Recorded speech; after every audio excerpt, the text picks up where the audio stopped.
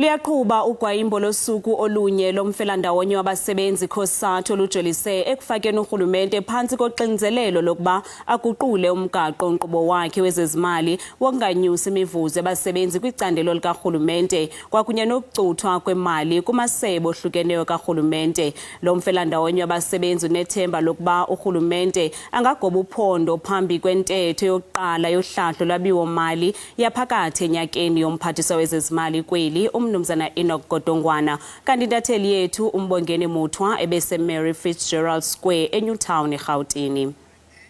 Silapha eMary Fitzgerald Square kwinkaba yedolobha iGoli lapho amalunga eCOSATU abalelwa kuma-700 ehlangane khona ukubhikisha ekhala ngokuncishiswa kwesabelozimali sikahulumeni ngungqongqoshe wezezimali osephumile uTudoboweni, kanti ke bathi bafuna ungqongqoshe omusha wezezimali osengene ezicashweni zakhe Enoch Godongwana akushintshe lokho, ayeke ukuthi kuncishiswe ukwabelwa kwezimali kwiminyango enikeza izidingo ngqangi zemphakathi, uMnyango wezempilo kanjalo futhi nesikhungo esibalekile kubasebenzi iCCMA, njengoba sazi ukuthi iCCMA incishiselwe ibudget yayo ngo-R100 million kulo nyaka, njengoba uhulumeni ezama ukunciphisa izikweletu athi njengamanje zinyuka ngendlela edidikhanda. iCOSATU ithi leyo nqubomgomo ayihambisani nayo ngoba